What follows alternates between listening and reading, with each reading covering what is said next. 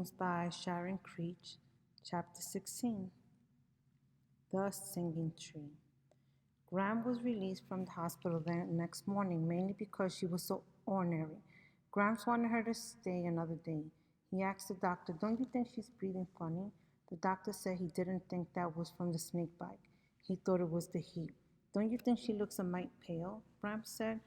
The doctor said she'd had a shock and was bound to be a little pale. Graham climbed out of bed. "I'm not invisible, you know. You don't have to talk as if I'm not here." Her breathing was rapid and raspy. She said, "Where's my underwear?" Gramps and the doctor looked at her as she took 2 steps and stopped. You could tell her snakebite leg was bothering her. "Salamanca, would you mind fishing in my suitcase for some clean underwear?" "I guess this cantankerous woman is getting out of here," Gramps said. I think fear had made us all a little cantankerous. I had spent the night in the waiting room, trying to sleep on a ratty old vinyl sofa.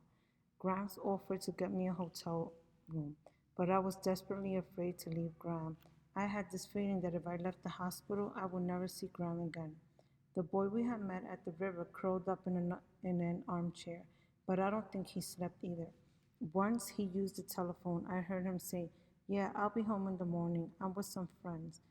The boy woke me up at 6 o'clock to say he had asked about Gram, and the doctor said she was much better. "I'll go on home then," he said. He handed me a piece of paper. "It's my address, in case you ever want to write or anything." "Oh," I said. "I'd understand if you didn't want to," he said. I opened the paper. "What's your name?" He smiled. "Oh, yes, right." He took the paper and wrote something on it. "See ya," he said. After he had left, I looked at his name, Tom Fleet. It seemed like such an ordinary name. As we were checking out of the hospital, I asked if we should call my father. Gramps said, "Well, now, Chickabiddy, I thought about that, but it's only going to make him worry. If our gooseberry was staying in the hospital, I'd call. But since we're getting back on the road, what do you think? Do you think we could wait to call him when we get to Idaho so he won't worry so much?" Gramps was right, but I was disappointed. I was ready to call my father. I wanted very much to hear his voice, but I was also afraid that I might ask him to come and get me. In the car, Gramps put a suitcase on the floor and laid his jacket across it. "How's that for a footstool?" he said.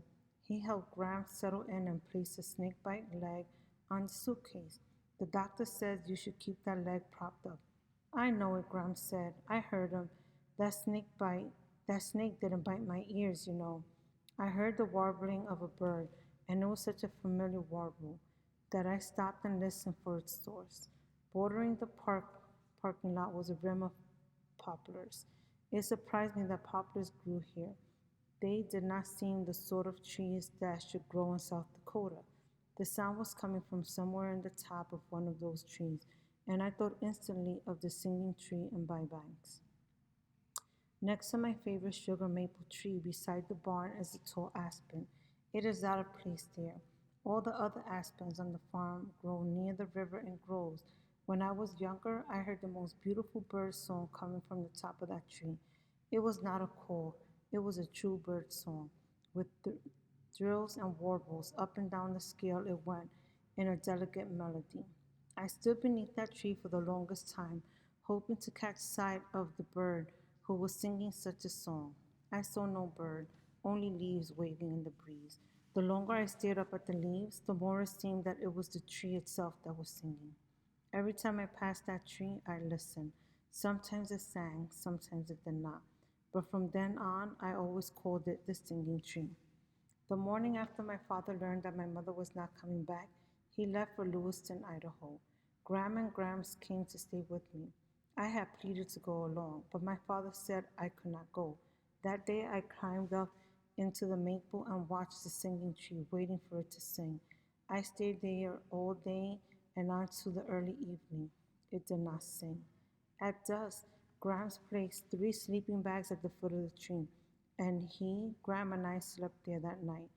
The tree did not sing. In the hospital parking lot, Ram heard the tree too. "Oh, Salamanca," she said, "a singing tree." She pulled at Gram's sleeve. "Look, a singing tree. That's a good sign, don't you think? It's like it's following us all the way from Bybanks, Ohio." That's a good sign. I listened for another few minutes to the tree in the hospital parking lot and then climbed in the car. As we swept on across South Dakota toward the Badlands, the whispers no longer said hurry, hurry, or rush, rush. They now said slow down, slow down. I could not figure this out. It seemed some sort of warning, but I did not have too much time to think about it as I was busy talking about Phoebe.